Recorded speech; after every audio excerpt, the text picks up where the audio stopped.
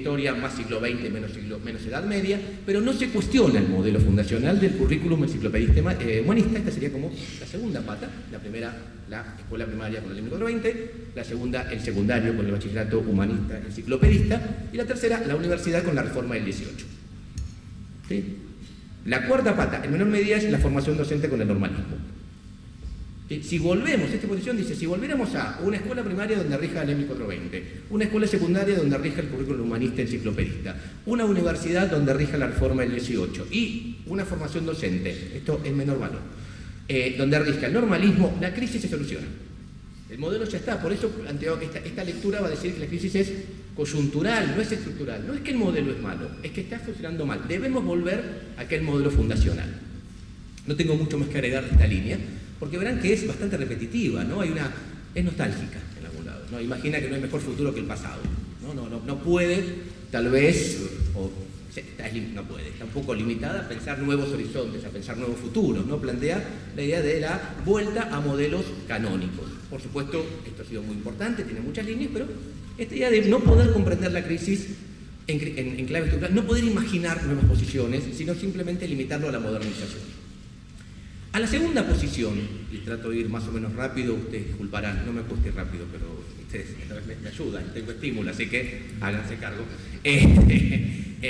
La segunda línea, en aquel trabajo lo llamábamos la modernización excluyente.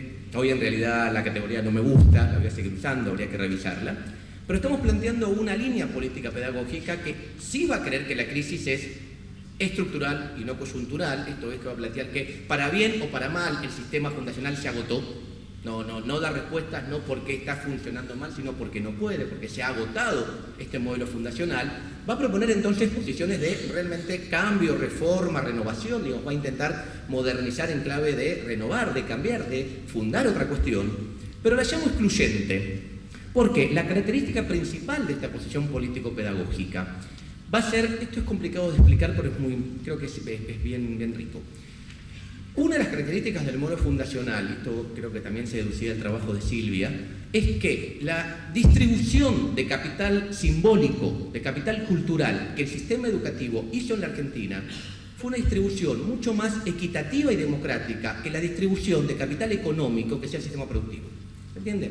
La escuela distribuye un capital cultural, la franja de distribución, ¿no? La apertura es mucho menor que la distribución del capital económico.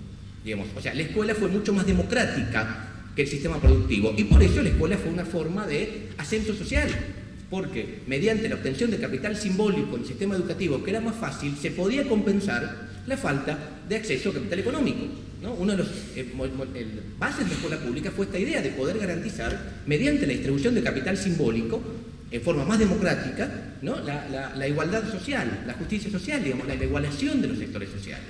Esto es leído como el gran problema del sistema. Lo que va a decir la modernización excluyente es, ese es el problema, está mal eso. Lo que hay que lograr es que la distribución de capital simbólico, que la distribución de capital cultural copie, se adecue lo máximo posible a la distribución de capital económico. Por supuesto, estas posiciones claramente se articularon con posiciones económicas que además pensaban que la distribución de capital económico debía ser también más desigual de lo que era, ¿no? Pero tampoco lo decían así, no van a encontrar esto. Lo que dicen generalmente es adecuarse a las demandas del mercado, a la globalización. Nunca dicen distribuyamos saber para que se reproduzcan, digamos. Pero uno puede ver cómo la crítica central al sistema es que esa distribución de cultura debería subordinarse a la distribución de riqueza. Entonces van a empezar a pensar medidas que van a ir en esta línea, ¿no? Según el caso, según el momento, según el lugar, según el gobierno, todo posiciones autoritarias, represivas, privatistas, tecnocráticas, hasta, ya saben el final, probablemente su triunfo en la década del 90 con la propuesta neoliberal, digamos, tratando de pensar la reforma neoliberal que en una larga duración, digamos, donde poder que esta línea ya viene antes, digamos, pensando en una reforma fundacional con estas lógicas. ¿Cuáles son los elementos que identifican esta posición? Quiero nombrar 2 o 3, daría para trabajar mucho, pero quiero nombrarlas. Una que es muy importante y que vale la pena, que es, esta posición va a ser muy clara en golpear el gran agente educador. El gran agente educador del sistema fundacional es el Estado Nacional. La E de la categoría C de Puirós, ¿no? Digamos, el gran agente educador fue el Estado Nacional. Y van a ser muy claros en golpearlo.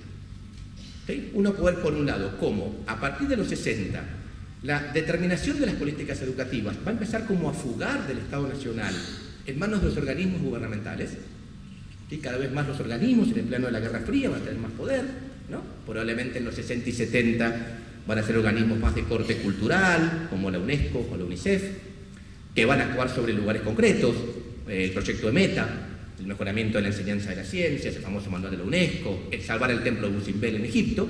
En los 80 y 90 la cosa va a estar mucho más complicada porque van a ser organismos ya de corte político y económico y económico-financiero, el Banco Mundial, el FMI y todos los organismos, porque no es lo mismo la UNESCO que el Banco Mundial, no es lo mismo Naciones Unidas que el FMI, y van a pensar ya no lugares específicos para actuar, sino políticas educativas generales, globales, van a actuar sobre pensar políticas para todo el país.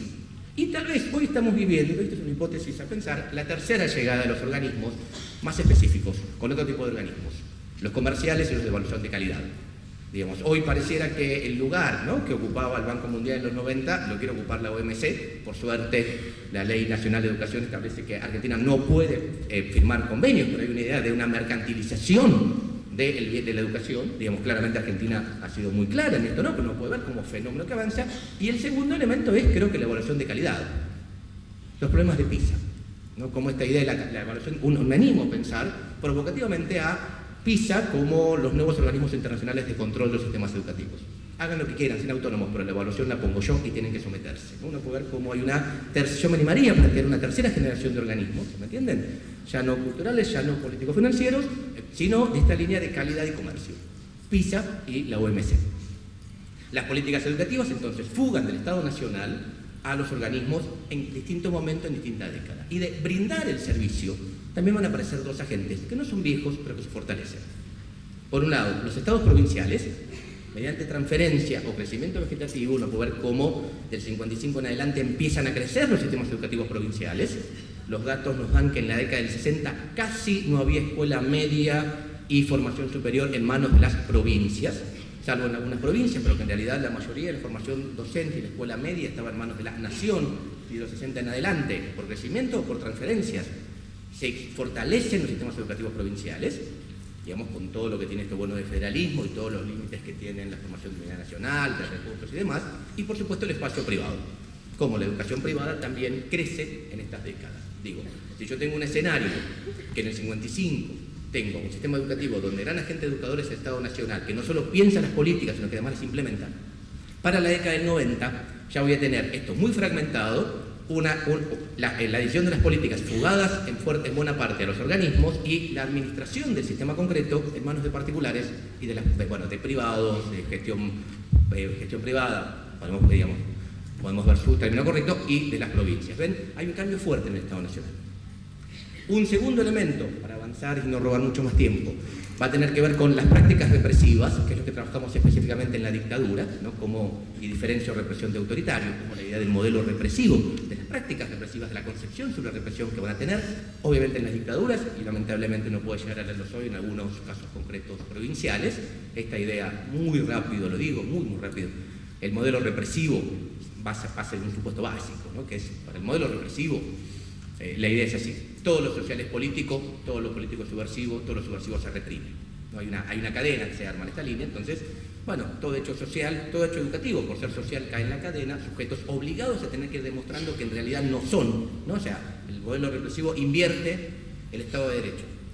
El Estado de Derecho, todo el mundo es inocente hasta que demuestra lo contrario, hay que demostrar culpabilidad. En un modelo represivo es al revés, todos somos culpables, ¿no? Decía Charlie García hermosamente con Sergio Girán, hay que demostrar inocencia, ¿no? Digamos, eso ya como una segunda línea. Y otro tercer elemento de esta línea que estoy llamando modernización excluyente tiene que ver con la aparición de los modelos economicistas para entender la educación, ¿no?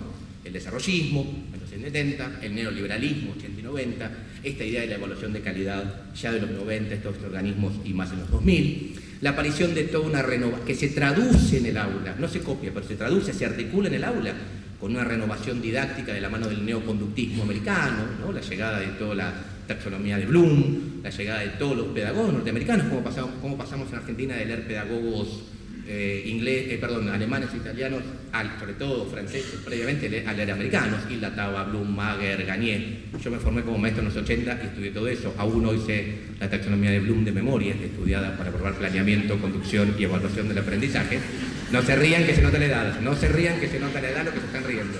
Digamos, todo, información, comprensión, aplicación, bueno, digo, toda esa llegada, esta traducción, Susana Bolio de Cols, haciendo una operación pedagógica.